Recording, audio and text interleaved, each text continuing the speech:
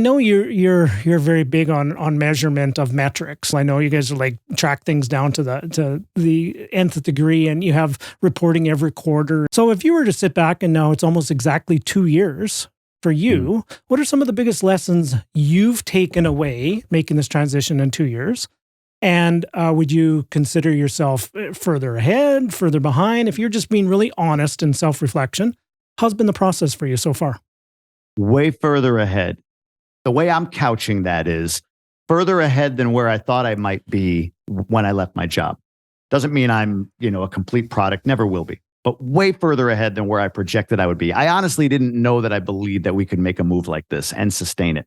To be clear, a move to the Dominican Republic comes with about double the expense per month. Like our expenses went up significantly every month. So this isn't one of these like we're living in a shack and we're shopping at the local bodega. We are in an area that charges an 18% sales tax, 10% service charge on all goods. The import costs are pretty high. Our rent on this house is double what our mortgage is. Our cell phone bill is double what it was. Our electric bill is double what it was. So it's an expensive endeavor, and we're doing it. We're doing it, and we're thriving. We're traveling. So way ahead from a financial perspective, way ahead from a mindset perspective. One of the biggest lessons that I learned, people always want to ask, or they do ask, how do you quit your job? Like, when do you know you're ready to quit?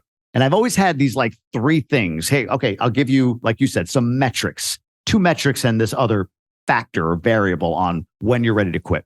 And I say, when you're at a place when you've saved 6 to 12 months of expenses, you have that in cash, 6 to 12 months of expenses, not your income, but expenses. And you're in a place as well that you're making, say, 50, maybe it's as high as 75% of your expenses in a side hustle or passive income. So maybe you started a real estate portfolio or you bought a car wash or whatever it is. And you can take 50% of your expense load and pay for that with your side hustle income. Those 2 variables, plus this one, you're ready to quit. Third one is you have a belief in whatever it is you've created that it can grow. Those are the 3 variables. Very easy. 6 to 12 months expenses saved, half of your expenses paid by passive or side hustle income, and a belief that you can grow what you've created.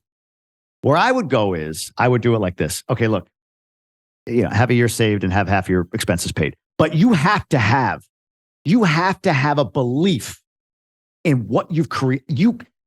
These 2 are like, if you do them, great. This is the one though. You've got to have a belief in what you're creating. My life post W-2 is not this standard structured day-to-day, week-to-week paycheck type of life. I take payments in big distributions, then I don't see a payment for a while. I think something's going to come in and then it doesn't happen. I think this sale or this community or whatever is going to really blow up and then it doesn't really do that, right? There's so much up and down, but without a strong belief in what I'm doing, being highly competent at, me having accountability and being authentic in it, and then having a community of people around me that I feel represent who I'm becoming. Without those variables in place, the savings and the money that I have coming in passively on the side to pay for some expenses, it's way less relevant than I made it in the first 6 months to a year after I left my job. I never had to touch it. I never had to touch my savings. I never had to dip into my passive income or what I was going to amp up. Like I wasn't taking any passive income from my portfolio when I had my job. I didn't need to. I just roll it back into the property. But then I was like, okay, well, I can carve this out to pay myself. And then I never had to. Now, maybe I'm unique. I don't know. But I talk to a lot of entrepreneurs who overly lean, who overemphasize the third part I mentioned, a strong belief in what you have created. That part takes care of the other 2. Now, I'm not saying just willy-nilly quit with a big belief. Do your due diligence. That's a lesson I've learned for me. And maybe that's a lesson that you only get once you've proven to yourself that you can actually survive and thrive in a world without your day job. But that's a massive, massive lesson. That belief, I saw this post once. It was like, you got to be crazy to be an entrepreneur. You got to be crazy enough to believe that you're going to get paid this month when you're not going to. You got to be crazy enough to believe that you can beat your bigger competitor when you probably can't. You got to be crazy in so many ways to take a chance on doing your own thing without the cover and the safety of a big company that's going to pay you.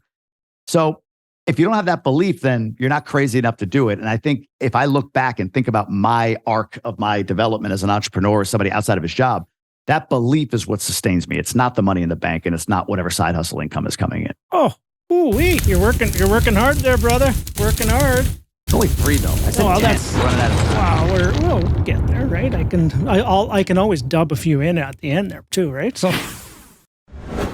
I sure hope you enjoyed that segment from our recent podcast episode. If you don't want to miss any of the upcoming episodes, a couple simple steps from here. Number 1, subscribe. Hit that bell notification button. And if you're interested in watching a few more segments from that episode, there'll be a link up here. Or if you'd like to watch a playlist of all the long form episodes of the podcast, there'll be a link down here. All right, gang, let's go.